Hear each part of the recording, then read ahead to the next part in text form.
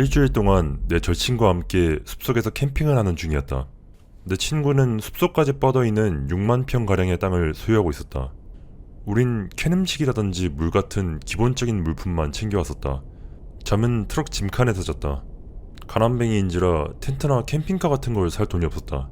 첫날은 낚시하고 노가리 까는데 하루를 전부 보냈고 잠을 자러 짐칸으로 향한다. 비가 올 때를 대비해서 트럭 캡의 창문을 닫고 우린 아가처럼 잠들었다. 7, 8시쯤 일어나 아침을 하기 위해 불을 피우기로 한다.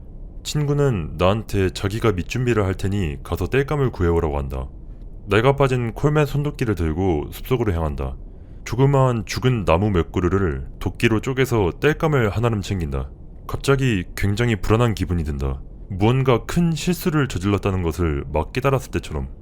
마치 누군가가 내 뱃속의 장기를 전부 빼낸 다음 가장 원초적인 공포로 교체한 것 같았다.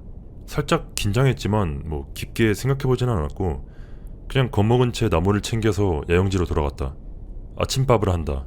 메뉴는 데핀 라비올리 통조림에 덮인 라비올리 통조림이다. 숲속에서 계란 좀 먹자고 얼음이랑 아이스박스를 살 생각 따윈 없었기에. 배를 채운 다음 먹은 걸 정리하고 하이킹을 떠난다. 떠나기 전 차에 물건을 전부 실어놨는지 확인한 다음 차의 문을 잠근다. 1시간 동안 걸은 후 탁 트인 공터에 도착해 잠시 풍경을 즐긴다. 그곳엔 나랑 친구랑 공터를 덮은 높은 풀과 그 모든 걸 둘러싸고 있는 나무들 말곤 아무것도 없었다. 브로크백 마운틴.gif. 잠시 분위기를 즐긴 다음 다시 숲속으로 들어간다. 다시 야영장으로 돌아가는 길. 아까 먹은 음식이 얹혔는지 아직도 더부룩하다. 벌써 걷기 시작한 지 체감상 1시간도 더 지난 것 같았다.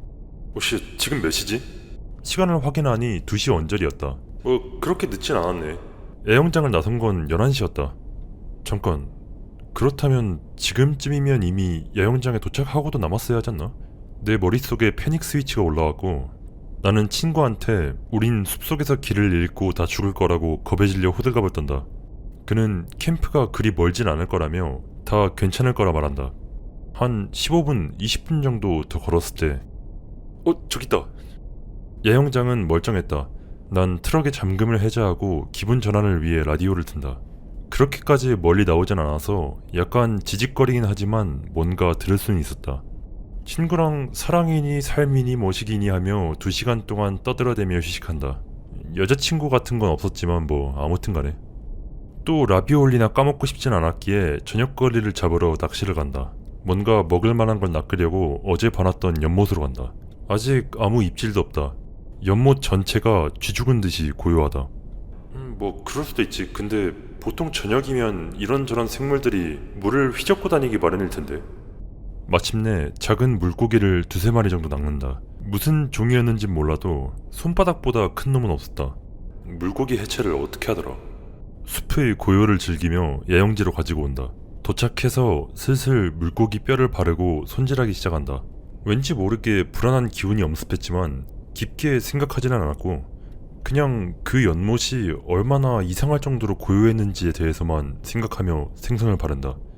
친구가 고요를 깨고 끼어든다. 야씨, 왜 이렇게 오래 걸렸어? 별로 못 잡았냐? 뭔 연못에 물고기들이 다 어디로 사라지기라도 한 것 마냥 한 마리도 없더라.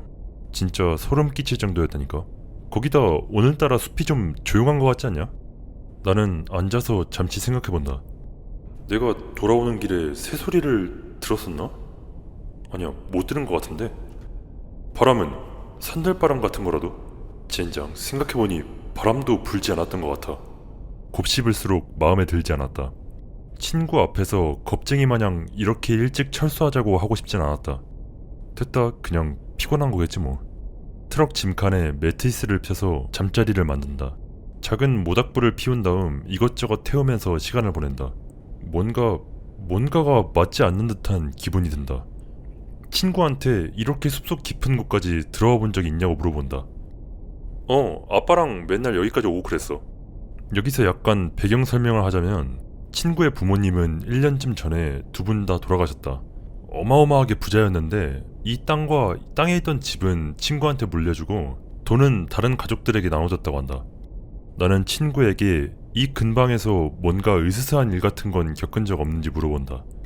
별일은 없었고 으스스한 거랑 제일 비슷한 건 사유지 경기에서 3에서 4km 정도 떨어져 있는 곳에 사는 은둔자 뿐이었지만 먼저 그쪽을 건들지만 않으면 그쪽도 우리를 건들지는 않을 거라고 했다. 난 그냥 그런가 보다 하고 넘기고 자러 간다. 새벽 2, 3시쯤 잠에서 깬다. 몸이 미친듯이 떨리는 게 장난이 아니었다. 담요를 덮고 잠시 누워있던 중 어쩔 수 없지. 일단 일어나서 다시 피곤해질 때까지 좀 걷다가 다시 자기로 한다. 친구를 깨우지 않게 조심조심 트럭 짐칸 밖으로 나간다. 물론 내가 바보도 아니고 짐칸에서 눈을 떼지는 않았다. 야영장을 빙빙 돌며 별과 귀뚜라미 울음소리를 즐기던 그때 좀 떨어진 곳에서 뭔가 이상한 소리가 들려온다. 내가 잘못 들었나? 좀 더 잘 듣기 위해 손을 귀에 대고 집중한다. 귀뚜라미 소리, 귀뚜라미 소리, 귀뚜라미 소리. 그리고 정적. 둔탁하게 울리는 기괴한 울부짖는 소리. 심장이 내려앉는 걸 느끼며 친구를 깨우러 간다. 당장 일어나 이 새끼야! 친구가 일어난 즉시 나는 조용히 하고 들어보라고 한다. 그도 나랑 같은 걸 들었다. 소리가 둔탁했던 걸 생각하면 그렇게 멀진 않았던 것 같다. 그 소리가 어땠냐면 일단 입을 베개로 틀어막고 소리를 지른다고 상상해봐. 진짜 목소리가 뒤집힐 정도의 그런 비명 있잖아. 그리고 이제 그 소리가 숲속 깊은 곳에서 들려오는 거야. 간신히 들을 수 있을 정도로 아주 희미하게 말이야. 어쩔 줄 몰라서 속이 베베 꼬이는 게 느껴진다. 친구는 나한테 이 근방에 코요테 같은 게 많다면서 아마 걔네들이 여우나 그런 걸 사냥해서 나는 소리가 아닐까 하고 얘기한다. 그래, 뭐 그럴 수도 있겠지. 하지만 그렇다기엔 그 소리는 뭔가 지각이 있는 생명체가 내는 소리 같았다. 마치 무언가에게 비는 듯이. 나는 짐칸으로 다시 기어 올라가 누워서 영원히 계속되는 것만 같은 그 비명 소리를 듣다가 어느 순간 잠에 빠진다. 다음날 아침, 나는 진이 쭉 빠진 채로 잠에서 깬다. 머릿속이 흐려서 똑바로 생각할 수가 없다. 오줌 싸러 숲속으로 나간다. 나뭇잎이 바스러지는 소리, 목 뒤에 털이 곤두서는 게 느껴지며 정신이 번쩍 든다. 소리의 주인은 불을 피우려 나뭇가지를 줍는 내 친구였다. 아니, 전에 해온 나무는 어디다 두고 저런데? 친구가 나뭇가지를 줍고 일어나서 떠난다. 아마 다 써버렸나 보지 뭐. 잠깐, 여기 핸드폰 터지는데? 지난 밤에 친구가 여우 울음소리 어쩌고 했던 게 기억난다. 구글에 여우, 사람, 비명을 검색한다. 암여우 울음소리 영상이 몇 개 뜨길래 재생해본다. 비슷하긴 한데 영상에 나온 소리는 약간 너무 짐승스러웠다. 어제같이 비명에서 공포심 같은 게 묻어나오지 않았다. 나는 뭐 피곤해서 그랬나 보지 하고 넘긴다. 그날은 평범하게 지나갔다. 불을 피우고 밥을 해먹고 산책 좀 하다가 연못에서 수영도 좀 하고 트럭 짐칸에 매트리스 깔아서 잠자리 준비하고 그리고 나서 자려고 누웠지만 뭐 스키노커 같은 게 튀어나와서 날 찢어발기는 게 아닌지 걱정되어서 도통 잠이 오질 않았다. 어디선가 귀뚜라미 소리가 들려왔고 그 소리에 서서히 안심되기 시작한다. 거의 잠에 빠져들 무렵 나는 들었다. 전과 같은 둔탁한 비명. 이번엔 좀 더 선명했다. 그리고 내 목숨을 걸고 맹세한 건데 그 비명 소리 뒤로 무언가 다른 말소리가 들려왔다. 하지만 단어의 강한 음절밖에 들리지 않았고 그 소리는 마치 길게 뺀 아 소리 같았다. 눈에 눈물이 차오른다. 난 아직 죽고 싶지 않아. 나는 매트리스에 앉은 채로 해가 뜰 때까지 밤을 꼬박 쓴다. 될 대로 되라지. 어차피 오늘 지나고 내일이면 여길 떠날 텐데. 나는 그 소리의 원인이 뭔지 찾아내야겠다고 마음먹는다. 친구한테 우리가 전에 찾았던 그 공터 방향으로 돌아가 보고 싶다고 했고 친구는 살짝 불안한 듯 보였지만 이윽고 동의한다. 나랑 친구는 말 한마디 없이 조용히 숲속을 걸었다. 평생지기 불알 친구라 언제나 뭔가에 대해서 맨날 떠들어댔지 이렇게까지 조용히 걷는 건 흔한 일이 아니었다. 공터까지 반쯤 남았을 때 친구놈이 넘어져서 발목을 크게 삐고 만다. 아, 이런 쌍, 하필 지금. 친구를 부축해 트럭까지 돌아와서 조수석에 앉힌다. 그가 괜찮은지 확인하기 위해 곁에 있는다. 그가 점점 창백해지는 게 보인다. 피부가 차갑고 열이 나는 것처럼 어지럽다고 한다. 젠장, 그건 안 좋은데. 친구의 상태를 보기 위해 앉아서 그랑 대화를 한다. 가지고 있는 식량은 라비올리 통조림과 고기 통조림뿐. 도통 환자가 먹을 만한 음식은 아니다. 우리가 할 수 있는 선택지를 몇 개 생각해본다. 그는 걷기도 벅찬 상태라 그를 데리고 어딘가로 이동한다는 건 쉽지 않을 터였다. 그리고 난 그 소리가 도대체 뭐였는지 반드시 확인해야만 했다. 젠장, 어떡하지? 마치 설명할 수 없는 무언가가 나를 끌어당기고 있는 것 같았다. 아이쌍, 될 대로 되라지. 친구에게 금방 돌아오겠다고 말하고 달려나간다. 나는 숲속을 달린다. 그게 도대체 뭐였는지 나는 반드시 알아야만 했다. 30분쯤 지나 그 공터에 도착한다. 캠프와의 거리를 생각해보면 상당히 빠르게 도착한 편이었다. 전처럼 새소리도 다른 환경음조차 전혀 들리지 않는다. 그저 숨막힐 듯 순수한 고요. 조금도 안전하다는 느낌은 들지 않았지만 나는 답을 원했다. 공터를 가로질러 반대편 숲속으로 들어간다. 그곳은 훨씬 울창했고 빽빽한 나무 사이로 햇빛만 살짝 새어나올 뿐이었다. 마치 오후의 지하실처럼 보이긴 하지만 어두운 그런 느낌이었다. 나는 귀신이라도 화나게 할까 조심스럽게 걸음을 뗀다. 10m쯤 앞 작은 돌무더기가 하나 있는 걸 발견해 확인해보러 간다. 돌 사이로 삐져나온 파란색의 찢어진 천과 길게 꼬여있는 까만 머리카락, 그리고 끔찍한 냄새. 나는 파란색의 넉마를 잡아당긴다. 그건 청바지였다. 좆됐다. 산사람들이 찢어진 천과 머리카락으로 무덤이라도 만든 듯 했다. 나는 꽁지 빠지게 도망간다. 여기서 그 공터의 크기에 대해 말을 해야겠는데 그 너비가 자그마치 축구장 1개 반 정도였는데다 나는 달리기 선수로 뭣도 아니었기에 공터를 가로질러 뛰다 숨이 차서 잠시 멈추고 만다. 거칠게 숨을 내몰아치던 그때 어제의 그 비명이 이번엔 둔탁하지 않게 공터를 울린다. 나는 고개를 돌려 비명의 근원을 바라본다. 그곳은 키가 크고 매우 수척한 여자의 모습을 한 무언가가 수목산에 서 있었다. 난 여기서 죽는구나 하고 그 자리에서 얼어붙는다. 그때 갑자기 강렬한 안정감이 나를 뒤덮는다. 나는 여기서 안전했다. 저 여자를 향해서 가고 싶다. 그녀가 누군지 알고 싶다. 굉장히 아름답다. 그녀는 이 자연에 강림한 천사와도 같았다. 그때 내 병들고 죽어가는 친구에 대한 생각이 머리를 스쳤다. 맞다, 내 친구. 나는 돌아가야 돼. 뒤돌아 달리기 시작한 그때 나는 들었다. 나뭇가지가 부러지고 풀이 스치는 소리. 이런 니미럴, 나는 여기서 죽겠구나. 올림픽 국가대표라도 되는 양 젖먹던 힘을 다해서 달린다. 내 다리가 마하 7의 속도로 길을 내달린다. 달리는 내내 뒤에선 무엇인가 울부짖으며 흐느끼는 소리만이 들려올 뿐이었다. 내 몸의 한계는 한참 전에 뛰어넘어 달리고 있는지라 점점 속도가 줄어든다. 야영지에서 5분 정도 남았을 때 나는 결국 멈춰서서 숨을 고른다. 등 뒤로 그 괴물이 덮쳐올까 나무에 기대선 채로. 거칠게 숨을 몰아쉬던 그때 내 어깨에 누군가 손을 얹는 게 느껴진다. 그건 내 친구였다. 나는 소스라치게 놀라 무슨 일이 있었는지 그에게 속사포처럼 쏟아내기 시작한다. 그의 눈에 끔찍한 공포가 서려있는 게 보였지만 그는 나에게 아무 말도 하지 않았다. 우린 겁에 질린 채 야영지까지 걸어간다. 우리가 짐을 싸는 동안 친구는 한마디도 하지 않는다. 우린 차에 올라타 집으로 향했고 친구는 아직 집으로 돌아가고 싶지 않다고 해서 우리 집에서 하룻밤 재워주기로 했다. 거의 한 새벽 2시가 될 때까지 얘기하며 서로를 진정시키고 있었는데 난데없이 친구가 공황 상태에 빠져들기 시작한다. 마치 갓난아기가 말을 하려고 시도하는 것처럼 말도 안 되는 소리를 중얼거리며 쏟아낸다. 나는 그를 진정시키면서 도대체 무슨 일이냐고 물어본다. 친구가 말하길 친구도 2번째 밤에 그 비명소리를 듣고 겁을 먹었었다고 했다. 그래서 그 후로 잘 때마다 핸드폰에 음성 녹음을 켜놓았었고 내가 공터로 떠났을 때 차에 앉아서 녹음 파일을 뒤져봤었다고 한다.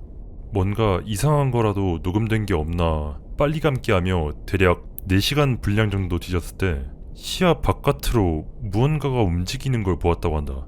긴 사지, 얄쌍한 몸, 짙은 색의 머리를 가진 무언가가 빠르게 움직이는 잔상을. 그것은 그곳을 떠나며 마치 우리랑 재밌는 놀이라도 하는 듯 불경한 웃음을 내뱉었다고 한다. 그것은 내가 떠났던 방향을 향해 갔지만 그는 자신의 몸 상태 때문에 아무것도 할 수가 없었다. 그는 녹음본을 계속 듣기 시작했고 새벽 5시 부분쯤까지 들었을 때 무언가가 부스럭거리는 소리가 녹음되어 있었다고 했다. 일정하지 않은 발소리가 들렸다. 저벅, 저벅, 저벅, 저벅, 저벅. 깔깔거리는 소리, 거의 아이 웃음소리 같았다. 잠시 후 웃음소리가 멎고 무언가 달그락거리는 소리가 나더니 트럭 짐칸 문이 열리는 소리가 들린다. 무언가를 뒤적거리는 듯 하더니 속삭이는 듯한 소리가 들린다. 마치 어머니가 아기를 달래는 듯한 포근한 속삭임이. 지퍼가 내려가는 소리, 옷이 찢어지는 소리, 트럭 짐칸 문이 닫히는 소리, 무엇인가 달려나가는 소리. 잠깐, 나는 가방을 확인한다. 청바지 한 쌍이 보이지 않는다. 시발 잠깐만. 숲속에 있던 돌무덤, 거기 있던 찢어진 천들, 설명할 수 없는 무언가가 나를 끌어당기는 듯 했던 그 느낌. 맙소사. 그게 뭐였던 간에 그것은 그 숲 한가운데에 나의 묘지를 만들어놨던 것이었다. 왜? 왜? 시발 도대체 왜?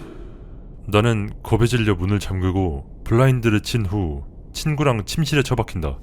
아침까지 그곳에 앉아있다가 다음날 친구의 집으로 운전해 간다. 집 전체가 엉망진창이었다. 유리는 박살나 있고 가구는 찢어져 있고 문에는 긁힌 자국이 선명했다.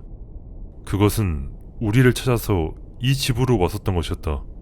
세상이 두 쪽 나도 친구를 이곳에 두고 갈 순 없었기에 자네 속에서 챙길 수 있는 대로 짐을 챙긴 후 친구를 데리고 우리 집으로 돌아간다. 이게 아마 한 달쯤 됐나? 그 후로 친구는 내 집에서 지내면서 어떻게 할지 고민하고 있어. 그냥 집이고 뭐고 다 허물어버리고 땅은 팔아버릴까 하는 듯해. 물론 우리가 그 집을 고쳐서 판다는 건 어느 도단이고 아직도 그 여자가 뭐였는지 모르겠지만 하나 확실한 건 하루빨리 기억에서 지워버리고 싶다는 것뿐이야. 질문 올리면 최대한 대답해보도록 할게. 익명 7857. 야 트레주, 너 일단 목숨이 붙어있다는 거에나 감사하며 네가 아는 모든 신들에게 절부터 올려라. 넌 돌무덤 근처에서 그 초췌한 여자를 봤고 그 초췌한 여자가 너랑 눈을 마주쳤고 너는 그러자마자 안정감을 느끼며 안심하고 그 여자애가 홀린 듯 가까이 가려고 했지. 무덤에 더 가까워지도록. 하지만 네 친구, 그 직전에 발목을 접질린 그놈, 트럭에 혼자 있던 그 자식, 그 기억, 그 생각이 딱 그 순간에 그 여자가 너를 조종하는 걸 끊고 나올 수 있도록 주의를 분산시켜준 거야. 네가 돌아서자마자 공포가 돌아왔고 그제서야 그 여자가 널 쫓기 시작한 거지. 그때 네 친구가 발을 헛디디에 접지는 거, 그게 네가 그 괴물한테 끌려가 숲속에서 영원히 고문당하는 운명에서 너를 구원한 거나 다름없어. 그리고 그날 밤을 기본적으로 설명하자면 초췌한 여자가 밤에 깔깔대면서 트럭으로 살금살금 걸어와 니랑 네 친구가 자고 있던 트럭 짐칸의 문을 열고 부스럭부스럭 네 물건들을 뒤진 다음 그리고 포근하게 속삭였다는 거잖아. 그거 너가 일어났던 거야. 아니면 적어도 일어나기 직전이었던 거야. 그리고 네가 일어나려 한다는 걸 깨달은 그 여자가 너를 다시 잠들게 만들려고 한 거야. 그때 숲에서 한 것처럼 너를 안심하게 만들어서 너는 그대로 다시 잠든 거지. 넌 밤에 일어나서 눈앞에 그 여자가 널 뚫어져라 쳐다보고 있는 걸 볼 뻔한 거야. 더 끔찍한 건 이미 봤는데 그 안심하게 만드는 능력 때문에 잠들어서 까먹었을 수도 있다는 거고. 그리고 그게 네 바지를 훔쳐간 건 너한테 있어서 소중해 보였고 너의 냄새가 깊게 배어 있어서야. 그게 네가 바지가 왜 없어졌나 궁금해할 줄 알고 네가 그 바지를 찾으러 올 걸 알고 가져갔던 거야. 그게 그 무덤으로 너를 유인했고 너를 거기서 기다리고 있었던 거야. 그 안심하게 만드는 능력으로 널 붙잡으려 했고 넌 말 그대로 자신의 무덤에 제 발로 기어들어갈 뻔했던 거지. 하지만 네 친구가 발목을 접지르는 건 계획이 없었을 거야. 네가 네 친구를 다시 기억해냈던 것도 역시 계획이 없었을 테고. 그건 널 잡아갈 생각이었어. 네 친구도 같이. 너 그때 진짜 종이 한 끗 차이로 빠져나왔던 거야. 작년 7월 나랑 내 친구 둘 다 18살이 되었다. 일주일 동안 캠핑을 가기로 한다. 유료 캠핑장은 전부 시시했기에 우린 클래식하게 가보기로 한다. 집이나 사유지로부터 멀리 떨어진 큰 농장과 숲 등에 둘러싸인 이 끝내주는 장소에 불법적으로 캠핑을 하게 되었다. 제일 가까운 마을은 적어도 차로 30분 거리였고 뱀이나 거미 따위는 호주 사람에게는 걱정거리도 아니었다. 처음 며칠간은 비가 좀 오긴 했어도 끝내줬다. 매일 밤 우리는 몇 시간 동안이나 대화를 하며 웃고 떠들다 내가 가져온 거대한 스웩에서 잠을 잤다. 이곳은 최고였지만 왠지 모르게 혼자 있을 때마다 굉장히 불길한 기분이 들어서 우린 항상 붙어다니며 서로 시야에서 벗어나지 않으려고 했었다. 어느 날 밤 우리를 공포에 질린 채 서로 껴안고 벌벌 떨게 만드는 일이 일어났다. 스웩 바깥으로 무언가가 걸어다니는 소리가 들려왔던 것이다. 우리가 안에서 벌벌 떨 동안 몇 시간 동안이나 주변을 걸어다녔다. 멀리서 기괴한 날카로운 비명이 들려온다. 마치 바람이 굉장히 빨리 스쳐가는 소리와도 같았고 그 순간 발소리가 멈춘다. 우린 바람이 지나가며 소리를 낼만한 나무 따위는 없는 트인 공터에 캠핑을 하고 있었는데다 지금까지 한 번도 저런 소리는 들어본 적이 없었다. 내 친구가 웃기 시작한다. 아우 미친 존나 시끄럽네. 어쩌다 보니 잠이 들었고 정오는 되어서야 눈을 떴다. 다음날 나는 요리를 한다. 아 젠장 장작이 다 떨어졌네. 계속 저어주지 않으면 금세 타버리기 때문에 자리를 떠날 수가 없었다. 내 친구가 나무를 해오겠다고 한다. 여기 오고 둘 중에 한 명이 혼자서 숲쪽으로 떠나는 건 처음이었다. 친구는 숲속으로 들어가기 전에 멈칫하는 게 보였고 마침내 용기가 솟아났는지 시야에서 사라진다. 어우 내가 한 음식이 이렇게 맛있다니. 마스터 셰프가 따로 없었다. 내 시계를 차고 있지 않아서 잘 모르겠지만 1시간은 지난 것 같았다. 요리도 슬슬 끝나간다. 아마 똥이라도 싸나보지. 그 자식한테 개인적인 시간을 좀 주도록 하지 뭐. 불이 꺼져가고 있길래 잽싸게 뛰어가 나뭇가지 좀 쓱싹해와서 요리를 끝마친다. 마침내 난 내 친구가 어디서 시골 촌놈한테 잡아먹힌 건 아닌가 걱정되기 시작한다. 젠장 밥하는데 시간을 너무 오래 썼나? 잡아먹힐 각오로 친구의 복수를 하기로 마음먹는다. 내 크고 아름다운 칼이랑 소총, 손전등 그리고 한입 사이즈로 자른 내 맛 좋은 댐퍼를 챙긴다. 숲속으로 들어가 친구의 이름을 목 놓아 부르기 시작한다. 무언가가 날 지켜보고 있다는 느낌을 받기 시작한다. 약간 무서워지기 시작했지만 아직 인정하고 싶지 않았다. 어서 나와라 이 개새끼야. 똥 싸는데 뭔 한나절이 걸리냐. 그때 내 앞 숲속에 누군가가 있는 게 보인다. 내 친구가 웃는 소리가 들린다. 그와 거의 동시에 내 뒤에서 날카로운 울음소리가 들려온다. 이런 튀어! 내가 친구를 봤던 곳으로 일직선으로 달려간다. 그 새끼는 연장도 없는데. 뛰다가 친구를 시야에서 놓치고 만다. 달리면서 친구의 이름을 부른다. 너 죽으면 내 손에 죽을 줄 알아 이 개새끼야. 결국 숲이 끝나고 나는 농장 부지로 뛰어들어가고 만다. 아 이런 젠장. 그때 농장 부지를 가로질러 반대편 숲속에 무언가 움직이는 게 보인다. 상당히 커 보였다. 나보다 훨씬 더. 내가 총알이 얼마 있나 계산해본다. 아마 저걸 잡기엔 부족하겠지? 오케이 깝치지 않는 걸로. 나는 뒤돌아서 숲을 가로질러 뛴다. 숲 반대편 야영지 쪽으로 나온다. 내 친구는 옷을 갈아입었는지 아까와는 다른 옷차림으로 야영지에 앉아있다. 아우 미친 존나 시끄럽네. 그가 말한다. 딱히 별 문제는 없어 보였다. 덜 떨어진 새끼. 아유 뭐 똥 싸러 주저앉기라도 했냐? 그가 웃는다. 아 잠깐만 너 그 울음소리 들었냐? 그가 고개를 내젓는다. 내 상상이었나 보지 뭐. 우린 맛있는 식사를 마쳤고 친구에게 아까 본 커다란 무언가에 대해서 얘기한다. 그는 그냥 다시 웃고는 난 걱정할 거 없다고 생각해. 그날 밤 모닥불을 가운데 둔 채 마주보고 친구랑 앉아있었다. 나는 목공예나 연습해볼까 하고 나무를 깎기 시작한다. 나무를 깎는다. 엄지를 베인다. 친구가 내 엄지를 바라본다. 난 상처에 밴드를 붙이고 다시 나무를 깎기 시작한다. 친구는 작은 랜턴을 놓고 책을 읽고 있었다. 으유 찐따 새끼.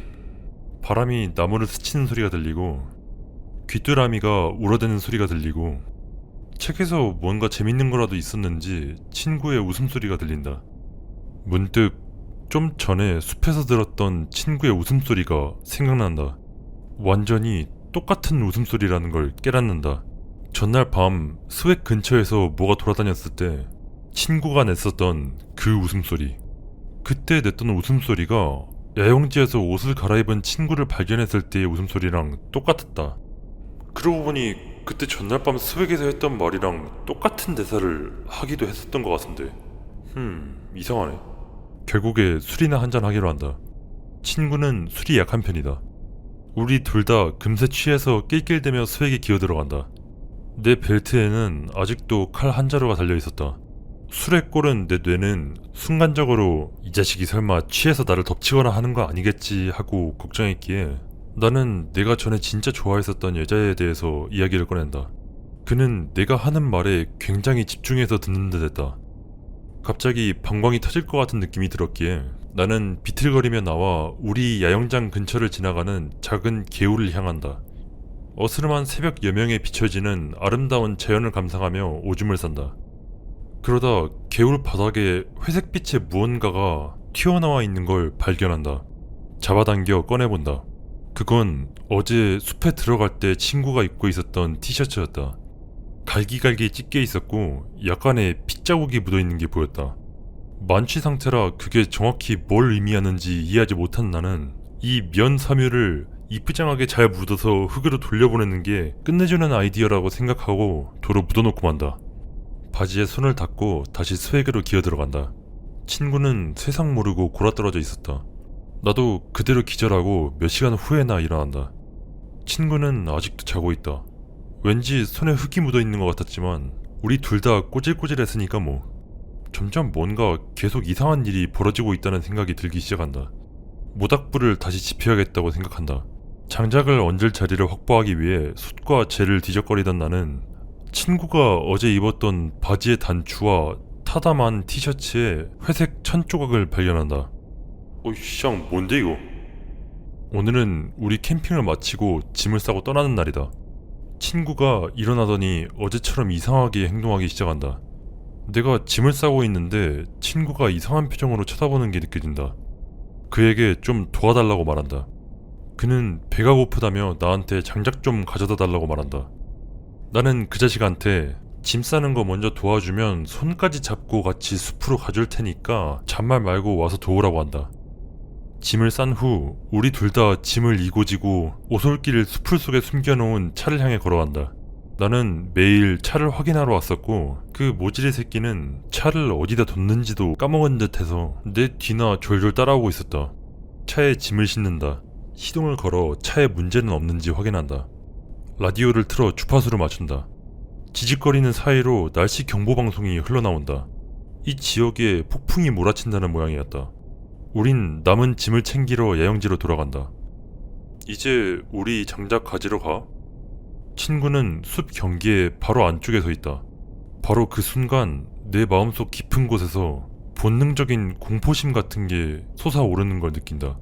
지금 당장이라도 이곳을 뛰쳐나오고 싶어진다. 아니야 임마, 그 날씨경보 떴더라. 먹다 남은 거나 좀 먹고 가다가 마을에서 뭐 따뜻한 거라도 사 먹자. 집까지는 차로 8시간은 좋게 걸렸다. 마무리로 야영장에 떨어진 쓰레기를 줍고 있는데 이 새끼는 뭔가 먹지도 않는 것 같고 계속 이상하게 행동한다. 무슨 일이라도 있는지 물어본다. 아니야, 괜찮아. 그나저나 하룻밤 더 있다 가고 싶지 않아? 폭풍은 여기까지 안 올 것 같은데. 그의 뒤 숲속에서 무언가가 움직이는 걸 본다. 샹, 저거 뭐냐? 그는 뒤돌아보지 않았다. 내가 허리춤에서 칼을 꺼내들었고 그걸 본 친구는 어째선지 나를 이상한 표정으로 쳐다보며 방어 자세를 취한다. 야, 방금 네 뒤에 뭐가 있었어? 그제서야 그가 뒤를 돌아보더니 말한다. 난 아무것도 아니었을 거라고 생각해 안온. 우리가 차를 향해서 걸어갈 때 그는 몇 번이고 우리 뒤쪽을 쳐다본다. 나는 그의 이상한 행동에 최대한 아무렇지도 않은 척한다. 그래서 그 모닥불 정리하다 봤는데 거기 네 티셔츠 조각이 있더라. 친구는 땔감 구하러 갔다가 찢어졌다며 쓰레기를 줄이려고 태워버렸다고 말한다. 이 희한한 새끼 이거. 아니 너 그런 적 한 번도 없었잖아. 별 이상한 짓을 다 하네. 그는 어깨를 으쓱하더니 차에 올라타기 전 우리 주위를 한번 쓱 둘러본다. 무언가 나를 지켜보고 있다는 느낌이 들었지만 일단 차에 올라타서 도로로 나오니까 기분이 훨씬 나아졌다. 나는 계속 대화를 시도했지만 친구는 그닥 호응해주지 않았다. 난 라디오를 켠다. 가끔가다 그는 라디오 호스트가 하는 말을 한 번씩 반복한다. 우리가 대화하지 않는 틈을 타 나는 생각에 잠긴다. 그는 내가 걱정하는 거에 아랑곳하지 않는 듯 했다. 이런저런 상황에서 그가 나를 이상한 표정으로 쳐다봤던 게 기억난다. 문득 그의 그 이상했던 표정들은 아마도 그때 당시에 내가 그에게 지어 보이고 있던 바로 그 표정이었을 거라는 사실을 깨닫자 섬찟해진다. 그는 그동안 내 감정 표현을 흉내내고 있었던 것이었다.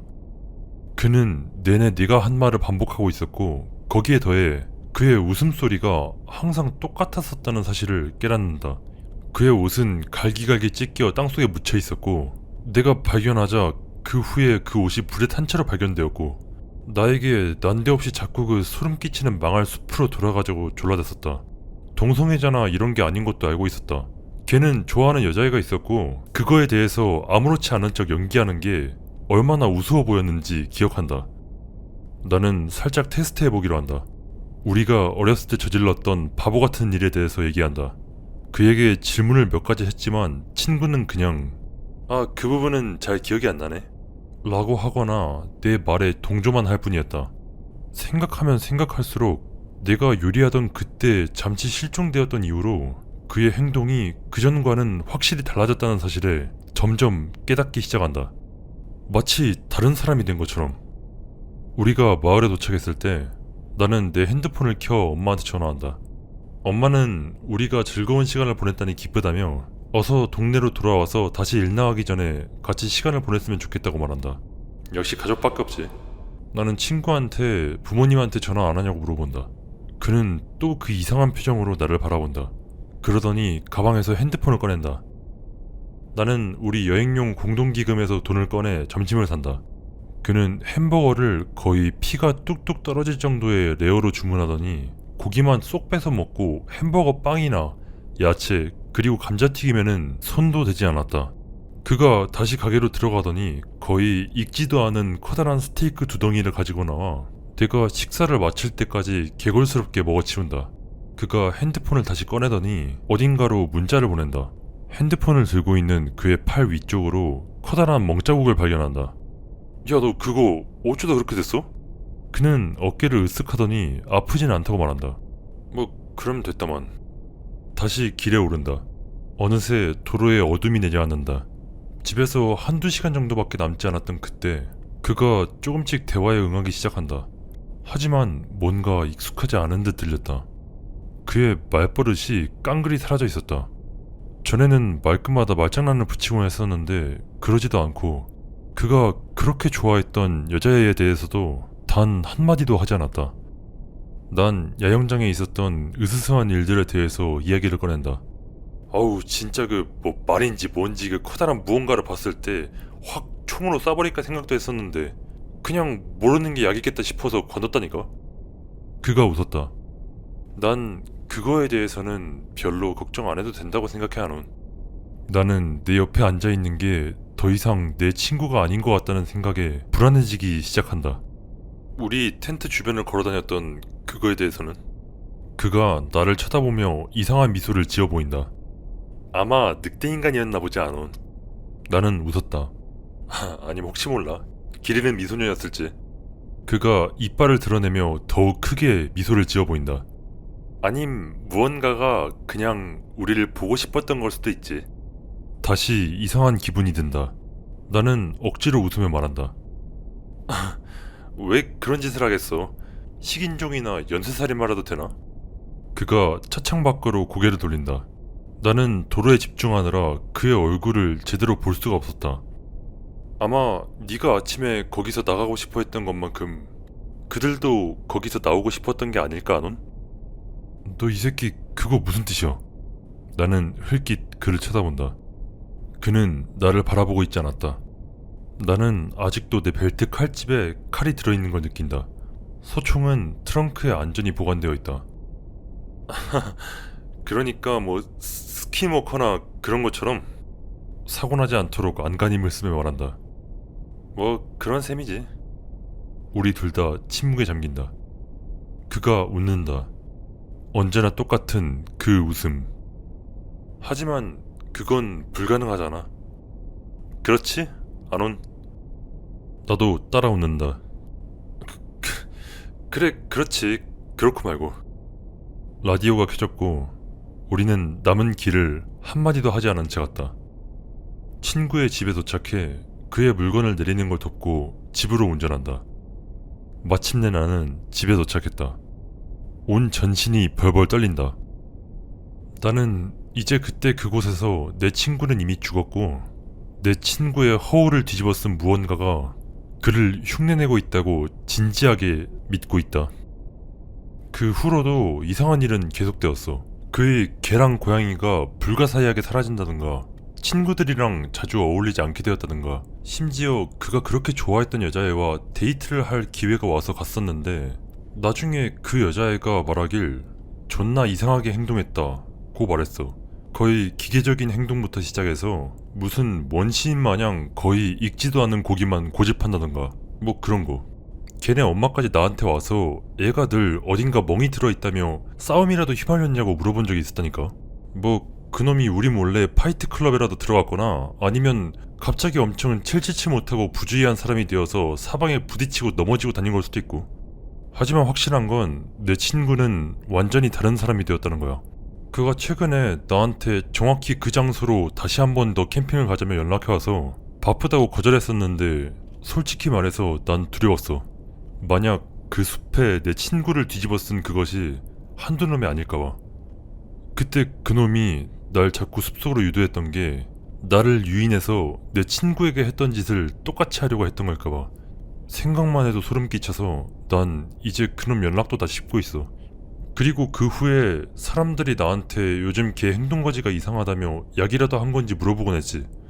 난 내 친구들한테 만약 걔가 캠핑 가자고 하면 절대 따라가지 말라고 전부 말하고 이제 내 여자친구인 내가 좋아했다던 그 여자애한테도 얘기했었는데 그때 걔도 내 친구가 완전히 다른 사람이 된 것 같다고 이야기하더라.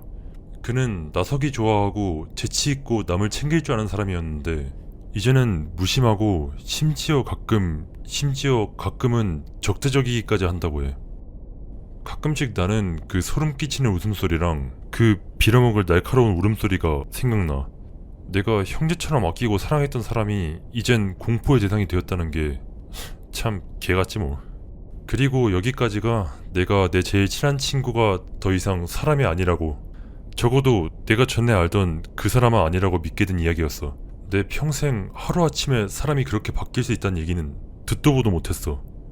언젠가는 이 모든 걸 뒤로하고 잊을 수 있으면 좋겠네. 그냥 내가 미쳤던 거고 내 친구는 그저 무슨 강한 마약 같은 것 때문에 잠시 그렇게 행동했던 거였기를. 할 만한 이야기가 좀 있는데 초자연적 현상인진 모르겠지만 난 꽤 무서웠었어. 난 애리조나에서 살고 있다. 직장 동료 몇 명과 함께 세로나 지역 주변에 캠핑을 갔다. 숲속의 강가 지역. 동료 중 한 명은 말하는 데 있어서 약간의 문제가 있었다. 로타시즘이라고 부르는 언어장애인데 그로 인해 그는 알 발음을 제대로 하지 못했다. 어쨌건 우린 외진 곳으로 캠핑을 갔다. 아직 모기가 나올 시즌은 아니라 강 가에 야영지를 마련한다. 로타시즘이 있는 그 동료는 과묵하고 보통 사람들 뒤에서 병풍처럼 서있는 그런 타입이었다. 사람들이 전부 사방팔방 돌아다니며 탐험도 다니고 수영도 다니는데 그 사람은 어찌된 일인지 좀처럼 보이지 않았다. 어둠이 내려앉자 분위기가 안정되기 시작한다. 로타시즘 동료는 아직도 보이지 않았지만 딱히 그렇게 걱정하는 사람은 없었다. 애도 아니고 알아서 잘 하겠지. 그렇게 늦은 시간도 아니기도 하고. 좀 더 어두워지자 사람들이 걱정하기 시작한다. 그때 로타시즘 동료가 마침내 모습을 드러낸다. 모닥불 근처에 앉아서 불 속을 공허한 눈으로 쳐다본다. 난 그에게 괜찮냐고 물어본다. 네. 지금까지 어디 갔다 왔냐고도 물어본다. 아무 말도 하지 않았다. 언제나 살짝 퉁명하고 과묵한 사람이었기에 그냥 그런갑다 하고 넘어간다. 무사히 돌아왔으면 됐지 뭐. 다시 다른 동료들과 어울리기 시작한다. 로타시즘 동료에 대해선 까맣게 잊어버린 채. 늘 그렇듯이 그는 뒷배경과 섞여 들어간다. 잠시 후 잠을 자러 간다. 로타시즘 동료와 다른 몇몇이 아직 일어나 있는 게 보인다. 마침내 누워서 기분은 좋았지만 왠지 잠에 들 수가 없다. 잤다 깼다 하면서 좀처럼 진정이 되지 않았다. 약간 오줌 마려운 것 같기도 해서 시원하게 싸고 오면 잠도 오겠지 생각하며 텐트 밖으로 나간다. 잿더미밖에 안 남은 모닥불의 희미한 불씨가 아까랑 정확히 같은 자리에 그대로 앉아있는 로타시즘 동료를 어렴풋이 비춘다. 나는 놀라서 그 자리에 지릴 뻔했다. 소름이 끼쳤다. 그는 그곳에 미동도 없이 가만히 앉아서 다 타버린 숯을 뚫어져라 응시하고 있다. 그가 손을 비비더니 잿더미 된다. 마치 아직도 그곳에 손을 대필 수 있는 모닥불이 있기라도 한 듯. 아이 젠장 어떡하지? 그가 뒤돌아서 나를 쳐다본다. 마침내 난 말을 걸기로 결심한다. 아마 그가 잠시 사라졌을 때 밖에서 뭔가를 보고 겁을 먹은 걸 수도 있지. 뭐 시체나 그런 걸 발견하고 충격에 굳어버린 걸 수도 있고. 슬슬 진정되기 시작한다. 저 괜찮아요? 벌써 새벽 4시인데. 그가 갑자기 자리에서 일어나 말하기 시작한다. 밝은 척 행동했지만 그의 행동에선 감정이 느껴지지 않았다. 곧 있으면 해가 뜬다며 떠나기 전 산책을 한 번 더 갔다 올 거라고 주절주절 떠든다. 그러면서 나랑 같이 가고 싶다고 한다.